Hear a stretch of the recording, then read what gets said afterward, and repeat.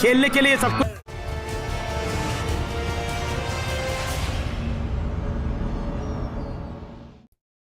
नमस्कार, आज का मुद्दा देख रहे हैं आप और आपके साथ मैं हूं अर्पिता आर्या। इस वक्त की बड़ी खबर हाथरस केस से जुड़ी हुई आ रही है। सीबीआई अपनी जांच के तीसरे दिन आज पुलिसकर्मियों और डॉक्टरों से पूछताछ कर सकती है। मामले की जांच के लिए सीबीआई ने अपना अस्थायी कार्यालय बनाया। उप कृषि निदेशक कार्यालय की बिल्डिंग में सीबीआई का कैंप दफ्तर बनाया गया है। 15 सदस्यों की टीम पूरे मामले की बारीकी से जांच कर रही है। टीम में मुख्य रूप से एक एसपी रैंक का अधिकारी और एक एएसपी रैंक का अधिकारी भी शामिल है। सीबीआई के अधिकारी सीमा पाहुजा मामले की जांच अधिकारी हैं। सीबीआई आज जिला अस्पताल जाकर डॉक्टरों से भी पूछताछ करेगी।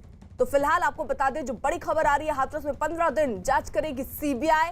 15 सदस्यों की टीम पूरे मामले की बारीकी से जांच कर रही है। टीम में मुख्य रूप से एक एसपी रैंक का अधिकारी और एक एएसपी रैंक का अधिकारी शामिल है।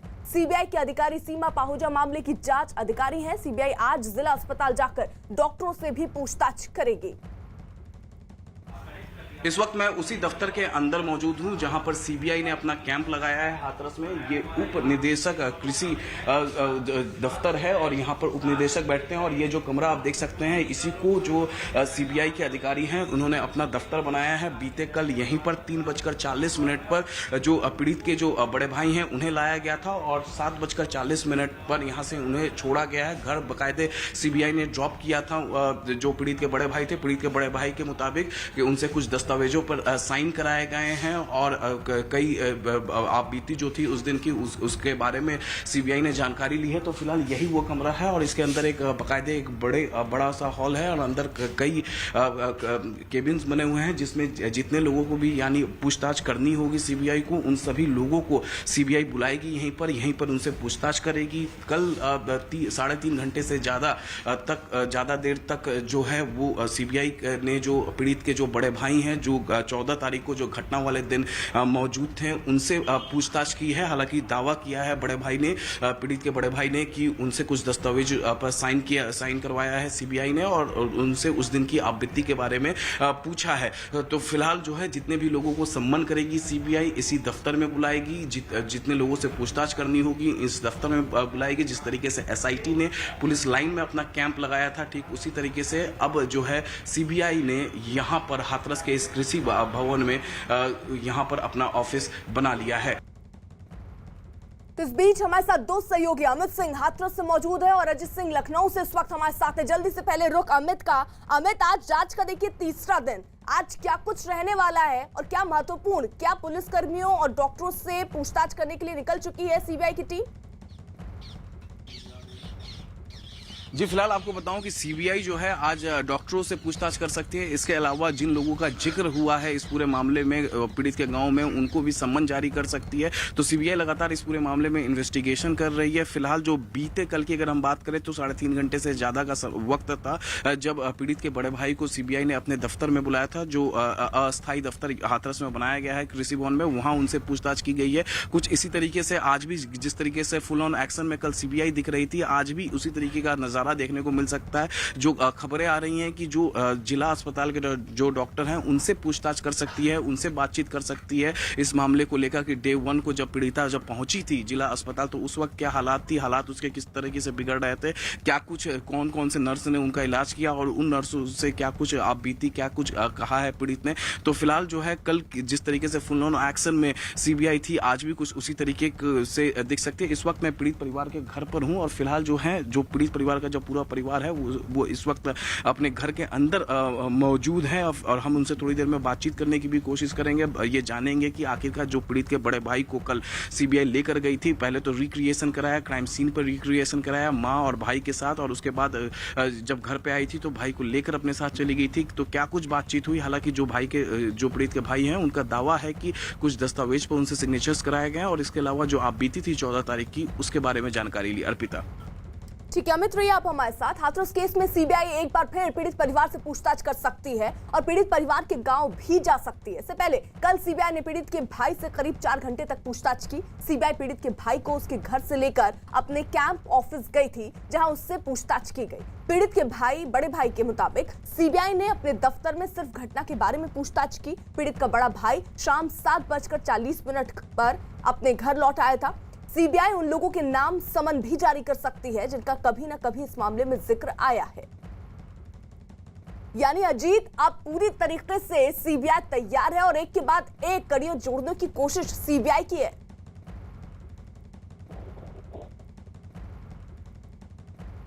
देखिए, बिल्कुल अर्पिता, और सीबीआई के लिए चुनौती इसलिए ज्यादा है क्योंकि एसआईटी, यूपी पुलिस, विपक्ष तो सब के पास है कि इस केस को तार तार करें, एक एक बिंदु और वो जांच कर रहे हैं। जिस तरह अमित बता रहे थे, घटना 3 घंटे पूछताछ की डीडी कार्यालय है, उसको उन्होंने अपना कैंप कार्यालय। आज जिला अस्पताल के डॉक्टरों से और कुछ पुलिसकर्मियों से भी सीबीआई पूछताछ कर सकती है, जो हमारे पास खबर आ रही है। लेकिन जो बड़ी बात है कि अभी भी पीड़ित परिवार के से अभी सीबीआई और पूछताछ करेगी।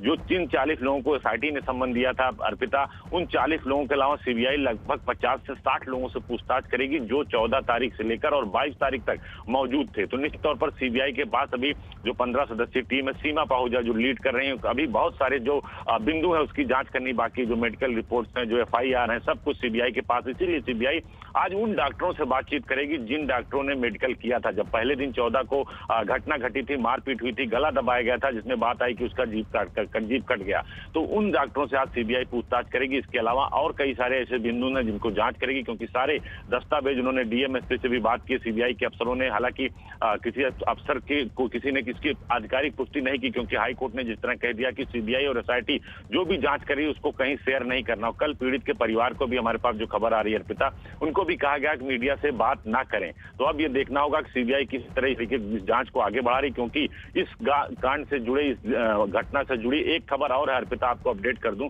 मथुरा में आज ईडी की जो टीम है वो उन चारों लोगों से, पीएफआई के मेंबर से पूछताछ करेगी जिनके पास से आपत्तिजनक दस्तावेज बरामद हुए थे, वेबसाइट की डिटेल्स बरामद थी और हिंसा फैलाने की बात थी। अर्पिता, ठीक है अजीत, रहिए आप हमारे साथ। हाथरस केस में इलाहाबाद हाईकोर्ट के लखनऊ बेंच ने कई सख्त आदेश दिए। सोमवार को हुई सुनवाई के दौरान कोर्ट ने इस केस में 11 पेज का एक आदेश जारी किया। न्यूज 18 के अजीत सिंह की रिपोर्ट के मुताबिक कोर्ट ने अपने आदेश में पीड़ित परिवार को सुरक्षा दिए जाने की बात कही और इसके साथ ही कोर्ट ने हाथरस के डीएम से नाराजगी जताई। और यही नहीं, एडीजी लॉ एंड ऑर्डर से भी कोर्ट ने नाराजगी जताई। कोर्ट ने उन बयानों पर भी नाराजगी जताई जिनमें पीड़ित के साथ रेप नहीं होने की बात कही गई थी। हाथरस के निलंबित एसपी विक्रांत वीर सिंह को 2 नवंबर की सुनवाई में पेश होने के आदेश भी जारी किए गए और साथ ही राजनीतिक दलों को बेवजह की बयानबाजी से बचने को कहा गया और सीबीआई को भी आदेश दिया गया कि वो जांच को मीडिया के साथ साझा न करे। हाईकोर्ट सबसे ज्यादा नाराज रात में पीड़ित के अंतिम संस्कार किए जाने से है। कोर्ट ने अधिकारियों से पूछा कि बिना परिवार की मंजूरी के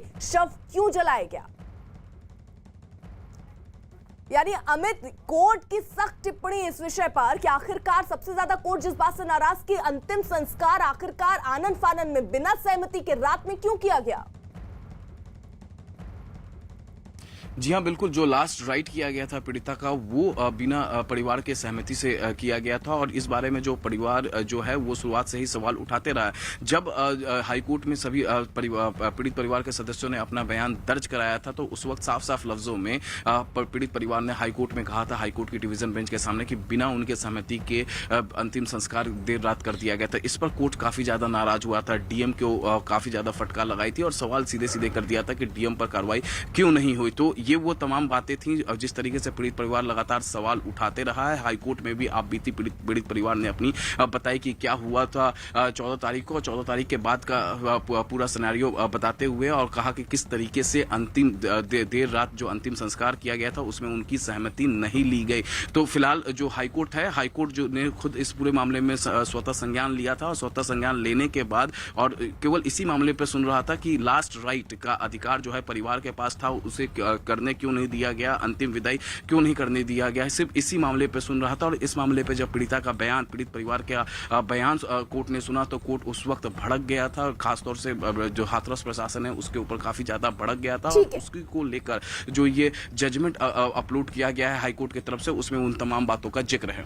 ठीक है अमित, रहिए आप हमारे साथ। ईडी की एक टीम पीएफआई से जुड़े चारों आरोपियों से पूछताछ के लिए मथुरा पहुंच गई है। कोर्ट ने ईडी को हाथरस केस के बहाने यूपी में जातीय हिंसा फैलाने की साजिश के आरोप में जेल में बंद पीएफआई से जुड़े चारों आरोपियों से पूछताछ की इजाजत दी और ये पूछताछ मथुरा की जेल में होनी है और ये बताया जा रहा है शाम 4 बजे तक आरोपियों से पूछताछ की इजाजत दी गई है। ईडी ने कोर्ट से चारों आरोपियों अतीकुर रहमान सिद्दीकी, मसूद अहमद और आलम के बयान मनी लॉन्ड्रिंग एक्ट के तहत लेने की अनुमति मांगी थी। ईडी का दावा है कि चारों सदस्य पीएफआई यानी पॉपुलर फ्रंट ऑफ इंडिया और कैंपस फ्रंट ऑफ इंडिया के सक्रिय सदस्य हैं। हाथरस केस में साजिश से जुड़ी सबसे बड़ी खबर। पीएफआई से जुड़े आरोपियों से पूछताछ की तैयारी।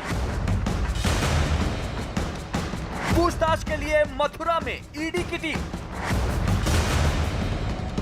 मथुरा जेल में बंद हैं पीएफआई के चारों आरोपी। सबसे बड़ी खबर आ रही है हाथरस केस में साजिश के आरोपों से जुड़ी। एसआईटी की रिपोर्ट में साजिश की बात आने के बाद प्रवर्तन निदेशालय यानी ईडी ने तेजी से जांच करनी शुरू कर दी है। इस सिलसिले में ईडी की टीम मथुरा में पहुंच चुकी है और मथुरा जेल में बंद पीएफआई से जुड़े चारों आरोपियों से पूछताछ की तैयारी में है। ईडी द्वारा अभियुक्तगणों के बयान लेने के लिए परमिशन के लिए कल प्रार्थना पत्र दिया गया था, जिस पर हियरिंग के लिए आज माननीय न्यायालय द्वारा डेट फिक्स की गई थी। माननीय न्यायालय द्वारा अभियुक्तगणों का बयान लेने के लिए आदेश जारी कर दिया है कि वो जेल में जाकर के अभियुक्तगणों का बयान ले सकते हैं। दूसरा, उससे संबंधित कोई केस प्रॉपर्टी उनको लेनी होगी तो वहाँ से ले सकते हैं। हाथरस केस में साजिश से उठेगा पर्दा। पीएफआई के चारों आरोपियों से पूछताछ की तैयारी। पीएफआई के आरोपियों से फंडिंग से जुड़े सवाल। ईडी की टीम करेगी साजिश की जांच। इस मामले पर अब केंद्रीय जांच एजेंसी ईडी की भूमिका जो है वो काफी महत्वपूर्ण हो गई है। पीएफआई से संबंधित जो एक पहले जो केस रजिस्टर्ड किया गया था, उसी केस में अब ईडी उन चारों से पूछताछ करेगी। यूपी के हाथरस कांड की आड़ में गहरी साजिश का पर्दाफाश होने के बाद मथुरा से पकड़े गए पॉपुलर फ्रंट ऑफ इंडिया यानी पीएफआई के इन चारों लोगों से प्रवर्तन निदेशालय यानी ईडी पूछताछ की तैयारी कर रही है और इसके लिए ईडी ने इन चारों को रिमांड पर लेने का इरादा किया है।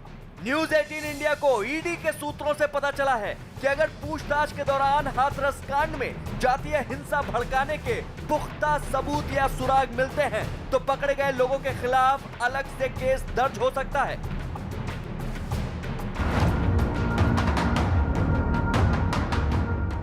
मथुरा में 5 अक्टूबर को पुलिस ने पीएफआई यानी पॉपुलर फ्रंट ऑफ इंडिया और उसके सहयोगी कैंपस फ्रंट ऑफ इंडिया यानी सीएफआई से जुड़े 4 लोगों को गिरफ्तार किया था।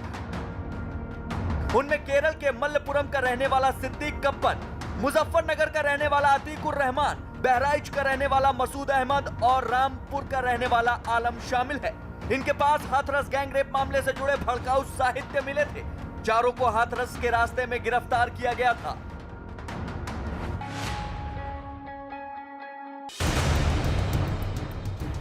फंडिंग का सच पता लगाएगी ईडी। पीएफआई की साजिश के तार जोड़ेगा ईडी। ईडी पता करेगी किसके खाते में गया पैसा। एसआईटी के मुताबिक हाथरस के बहाने दंगे भड़काने की साजिश में पीएफआई शामिल था। एसआईटी टीम की जांच में यह भी पता चला कि विदेशों से जो फंड आए थे उसमें पीएफआई के लोगों को पैसा मिला था। जांच एजेंसियों के मुताबिक यह बात सामने आ चुकी है कि हाथरस कांड की आड़ में यूपी के साथ साथ देश भर में नफरत फैलाने और माहौल खराब करने के लिए विदेशों से फंडिंग की गई थी। इस मामले में पूछताछ के लिए मथुरा जेल के अंदर जाकर ईडी की टीम पूछताछ करेगी। निश्चित तौर पे यह मामला काफी संगीन है और इस मामले की गंभीरता को देखते हुए ईडी और उत्तर प्रदेश पुलिस इस मामले की तफ्तीश में जुट चुकी है। ईडी की टीम पीएफआई के पकड़े गए चारों सदस्यों के पुराने बैंक खातों की डिटेल खंगालने में जुटी है। चारों आरोपियों के खातों से हुए लेन देन के बारे में जानकारी इकट्ठा की जा रही है। इतना ही नहीं, ईडी चारों आरोपियों के परिवार के लोगों के भी खातों की डिटेल पता कर रही है। इससे पहले एसआईटी के सूत्रों के हवाले से खबर आई थी कि हाथरस में एक वेबसाइट के जरिए जातीय भावना भड़काकर दंगे कराने की साजिश थी। अब कहा जा रहा है कि इस वेबसाइट के पीछे भी पीएफआई से जुड़े लोगों का हाथ हो सकता है। इसीलिए पीएफआई के चारों आरोपियों को रिमांड पर लेकर ईडी उनसे पूछताछ करने की तैयारी में है, जिससे फंडिंग और दंगा फैलाने की साजिश के पीछे छिपे असली चेहरों तक पहुंचा जा सके। इसी बीच नितिन हमारे साथ जुड़ चुके हैं मथुरा से। नितिन, क्या जानकारी मिल रही है? सीबीआई की ईडी की टीम, माफ कीजिए, ये कब पहुंचेगी पूछताछ के लिए?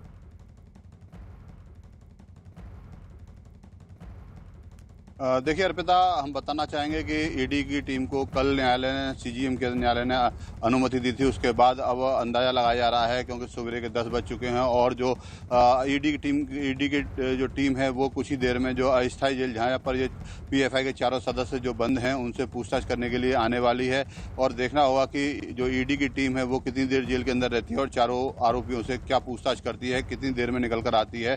तो आज जो है ईडी की टीम अभी कुछ ही देर में अस्थायी जेल पर पहुंचने वाली है और पीएफआई के चारों सदस्यों से ये पूछताछ करेगी।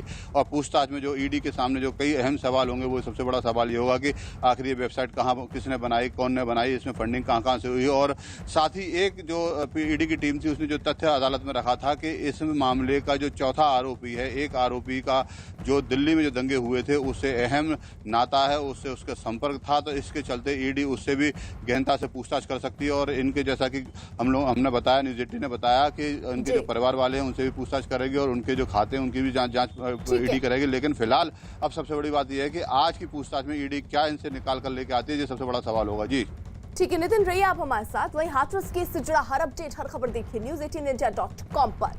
बक्सर में महिला के गैंगरेप के आरोप और उसकी बच्ची की गला दबाकर हत्या के मामले में पुलिस ने 3 लोगों को हिरासत में लिया। हिरासत में लिए गए तीनों लोगों से पूछताछ की जा रही है और इस केस में पीड़ित ने गैंगरेप किए जाने का बयान दिया था, लेकिन शनिवार को हुई घटना के इतने दिन बीत जाने के बाद भी अब तक गैंगरेप की पुष्टि नहीं हो पाई।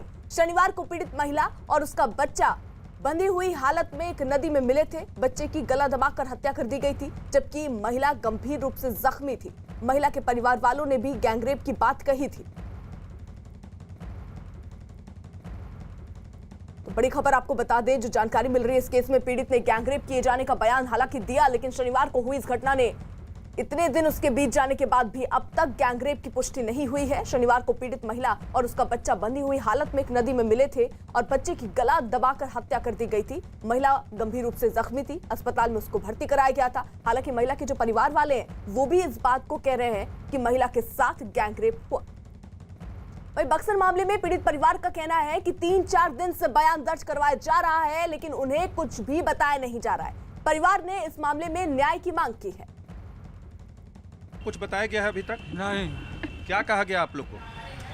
कुछ नहीं। आपको? कुछ नहीं। पीड़ित महिला के पिता हैं ये, आपको क्या कहा गया? कुछ नहीं किया गया।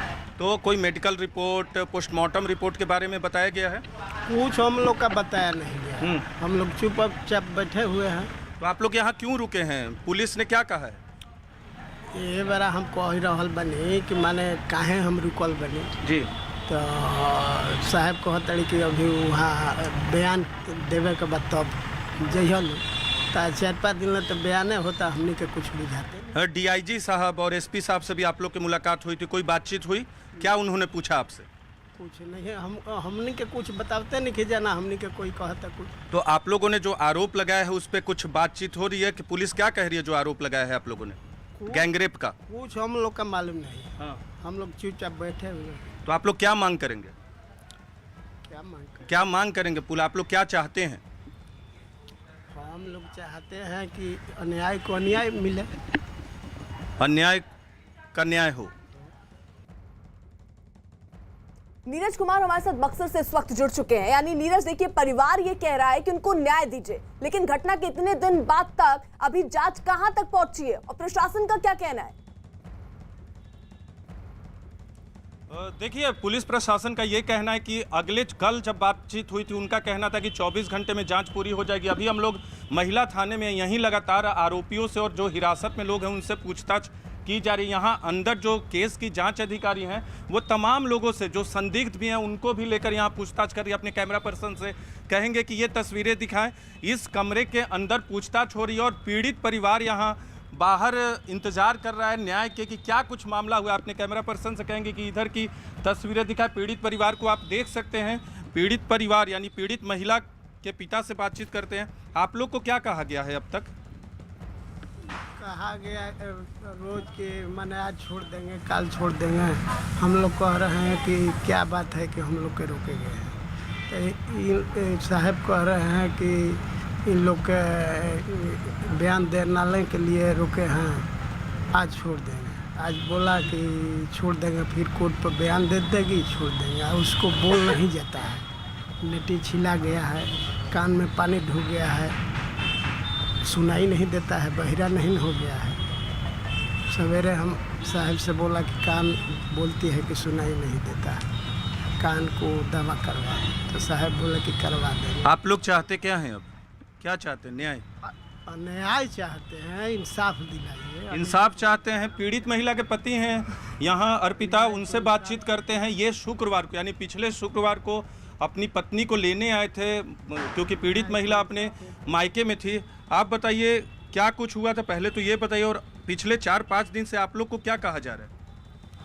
क्या कर रहा है, जब छोड़ने का होता है तो यही बता, हाँ बोलता है कि आज छोड़ेगा, कल छोड़ेगा। नीरज आप रहिए हमारे साथ। इस बीच केंद्रीय मंत्री अश्विनी चौबे भी बक्सर पहुंचे और मामले में डीजीपी और एसपी से बात की। अधिकारियों से मुलाकात के बाद अश्विनी चौबे ने बताया कि इस मामले में कड़ी कार्रवाई के निर्देश दिए गए हैं। उन्होंने दावा किया कि मामले में किसी भी आरोपी को बख्शा नहीं जाएगा। बिहार में चुनाव का शोर है और बक्सर के सांसद और केंद्रीय मंत्री अश्विनी चौबे अपने इलाके में अपने प्रत्याशी के पक्ष में चुनाव प्रचार करने पहुंचे हैं। लेकिन बक्सर की चर्चा एक रेप कांड को लेकर भी हो गई है, उस पर भी बात करेंगे और राजनीतिक मसलों पर भी बातचीत करेंगे। सर, सबसे पहले तो बात बक्सर के उस घटना की जिसकी चर्चा हो रही है, क्या अब तक हुआ है? 3 दिन में कोई रिपोर्ट अब तक नहीं दी गई। मेडिकल रिपोर्ट की बात करें या पोस्टमार्टम रिपोर्ट की, तो क्या हो रहा है? आपकी किसी अधिकारी से बातचीत? मुझे लग रहा है कि कल मैं देवघर में एम्स देवघर की बैठक ले रहा था, उसके डायरेक्शन में गया था। वहीं मुझे इस घटना की जानकारी हुई और तुरंत मैंने बातचीत करके और यहाँ के एसपी से, डीजीपी बिहार से बातचीत किया रास्ते में ही, और मैंने कहा तुरंत गिरफ्तारी होनी चाहिए और उसकी सूचना मुझे जाए कि कौन लोग। ये घटना बेहद शर्मनाक है, दर्दनाक भी है कि एक बच्चा, छोटा सा बालक, उसकी मौत कैसे हुई, ये जांच का विषय है। और साथ साथ जो गैंगरेप की बात आई है उस पर पूरी प्रशासन जांच कर रही है। कुछ लोगों को गिरफ्तार भी किया है। हमें सूचना भी आज भी एसपी के माध्यम से हमें सूचना दी गई थी। बक्सर केस से जुड़ा हर अपडेट, हर खबर देखिए news18india.com पर। News 18 इंडिया NBA का सदस्य है और निष्पक्ष और